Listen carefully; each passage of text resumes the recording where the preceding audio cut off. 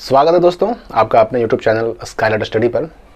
हम लोग इस वीडियो में बात करने वाले हैं कि जो बच्चे इंटर का एग्जामिनेशन पास कर चुके हैं, अब सवाल ये उठता है कि वो ग्रेजुएशन में एडमिशन कैसे लेंगे। क्योंकि जाहिर सी बात है, इंटर करने के बाद पहली बार ये बच्चे ग्रेजुएशन में आए हैं तो इनके सामने एक दुविधा होती है, एक थोड़ा सा कन्फ्यूज़न होता है कि ग्रेजुएशन में बीए में, बीएससी में, बीकॉम में एडमिशन कैसे लें, एडमिशन का अप्लाई कब से होगा, कैसे होगा, क्या प्रक्रिया होती है। बहुत सारी बातें होती हैं जिनको लेकर के इंटर के बच्चे कन्फ्यूजन में होते हैं। तो मैं इस वीडियो में कोशिश यही करूंगा कि आपकी सारी दुविधाओं, सारे समस्याओं, सारे सवालों का जवाब दे दूं। देखिए, आपने इंटर का जब एग्ज़ाम दिया था तो आपको याद होगा कि एडमिशन तो आपने किसी कॉलेज में या स्कूल में लिया होगा, लेकिन उस स्कूल या कॉलेज का जो एफिलिएशन है वो बिहार बोर्ड से था। तो बिहार बोर्ड ने जब वार्षिक इंटरमीडिएट परीक्षा का आयोजन किया तो आप उसमें शामिल हुए। ठीक उसी प्रकार से जितने भी कॉलेज होते हैं जहाँ से आप ग्रेजुएशन करने जा रहे हैं, जहाँ से आप बीए, बीएससी, बीकॉम करने जा रहे हैं, वो ग्रेजुएशन किसी न किसी यूनिवर्सिटी से टैग होते हैं, एफिलिएटेड होते हैं, यानी संबद्ध होते हैं। मतलब ये हुआ कि कॉलेज में आपका एडमिशन होगा, लेकिन आपका सारा ग्रेजुएशन का जो भी पार्ट 1, 2 या 3 का एग्ज़ाम होगा वो कोई ना कोई यूनिवर्सिटी लेगी। तो सबसे पहला काम जो एडमिशन को ले करके आता है वो ये है कि आपको पहले पता करना होगा कि आप जिस कॉलेज में जा रहे हैं एडमिशन कराने, वह किस यूनिवर्सिटी से एफिलिएटेड है, जुड़ा हुआ है, उसकी संबद्धता किस यूनिवर्सिटी से है, ये पता करना होगा। अब जब आपने ये पता कर लिया तो उसके बाद अब एडमिशन कैसे होगा उस कॉलेज में।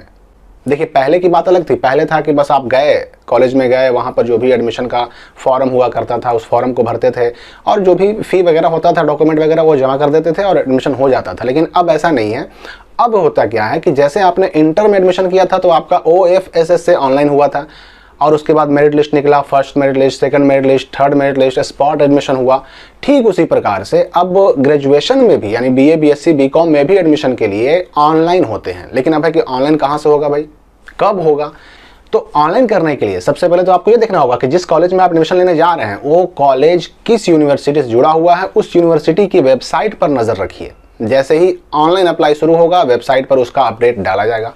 तो ऑनलाइन आपको कर देना होगा। किस चीज़ के लिए? एडमिशन के लिए ऑनलाइन कर देना होगा। ऑनलाइन करने के कुछ दिनों के बाद जब लास्ट डेट खत्म हो जाता है तो इसका भी वैसे ही मेरिट लिस्ट आएगा जैसे कि आपका OFSS इंटर में आया था। मेरिट लिस्ट में अगर आपका फर्स्ट लिस्ट में नाम आ जाता है तो आपको एक एडमिशन लेटर अलॉट कर दिया जाएगा। उस लेटर को लेके जाइए, सारे डॉक्यूमेंट लेके जाइए, मैट्रिक, इंटर का मार्कशीट, जातीय आवासीय जो भी मांगा जा रहा है वो सब कॉलेज में लेके जाइए और एडमिशन करा लीजिए। उसी इंटीमेशन लेटर में, एडमिशन लेटर में आपको ये भी शो कर दिया जाएगा कि किस कॉलेज में आपको अलॉटमेंट मिला है, क्योंकि आप जब फॉर्म भरेंगे एडमिशन का उसी में आपको चॉइस देना होगा कि किस किस कॉलेज में आप एडमिशन कराना चाहते हैं। तो बिहार के लगभग सभी प्रमुख यूनिवर्सिटीज, सभी प्रमुख विश्वविद्यालयों का जो वेबसाइट है उसका लिस्ट आप यहाँ देख सकते हैं। इस वेबसाइट के लिस्ट को मैंने इसी वीडियो के डिस्क्रिप्शन बॉक्स में भी डाल दिया है, आप वहाँ से भी लिस्ट देख सकते हैं। आपका कॉलेज किस यूनिवर्सिटी में आता है उस यूनिवर्सिटी के वेबसाइट को चेक करते रहिए। जैसे ही ऑनलाइन शुरू होगा ऑनलाइन कर दीजिए।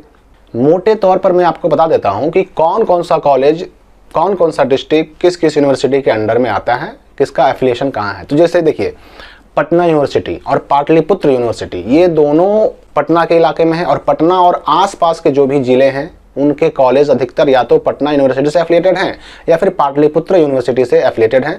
ये हो गया। मगध यूनिवर्सिटी की बात करें तो जो औरंगाबाद, जहानाबाद, अरवल आदि के जो छात्र होंगे या फिर गया जिला के जो छात्र होंगे वो सब मगध यूनिवर्सिटी से टैग्ड कॉलेज में ही एडमिशन लेंगे।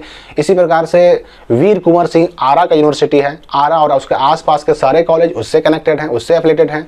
फिर है भीमराव अंबेडकर बिहार यूनिवर्सिटी, तो मुजफ्फरपुर में है। मुजफ्फरपुर और उसके आसपास के जितने भी इलाके हैं उन सब कॉलेजेस का जो एफिलिएशन है वो है बराबू के साथ, यानी भीमराव अंबेडकर बिहार यूनिवर्सिटी के साथ। उसी प्रकार पूर्णिया और उसके आसपास के जो भी कॉलेज हैं वो सब एफिलिएटेड हैं पूर्णिया यूनिवर्सिटी से। या फिर भूपेंद्र नारायण मंडल यूनिवर्सिटी, जिसको BNMU भी कहते हैं, मधेपुरा वाला, तो ये मधेपुरा और उसके आसपास के इलाके वाले कॉलेज इससे एफिलिएटेड हैं। ललित नारायण मिथिला यूनिवर्सिटी दरभंगा में जो है, दरभंगा और उसके आसपास के जो कॉलेज हैं इससे जुड़े हुए हैं।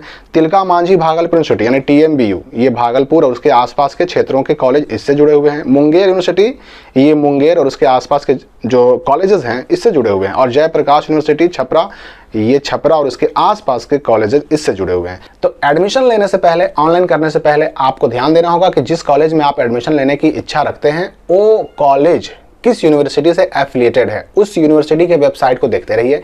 जैसे ही ऑनलाइन अप्लाई शुरू होगा आपको अप्लाई भी कर देना है और अप्लाई करने के बाद उसी यूनिवर्सिटी के उसी वेबसाइट से आपको लॉगिन कर करके चेक भी करते रहना है कि आपका एप्लीकेशन कहाँ तक पहुंचा, आप मेरिट लिस्ट में जगह बना पाए या नहीं, आप फर्स्ट मेरिट लिस्ट में आ पा रहे हैं कि नहीं, सेकंड में आ पा रहे हैं कि नहीं, आपका इंटीमेशन या एडमिशन लेटर जारी हुआ या नहीं, ये सारी बातें आपको वहीं से मालूम पड़ेगी। तो ये हो गया।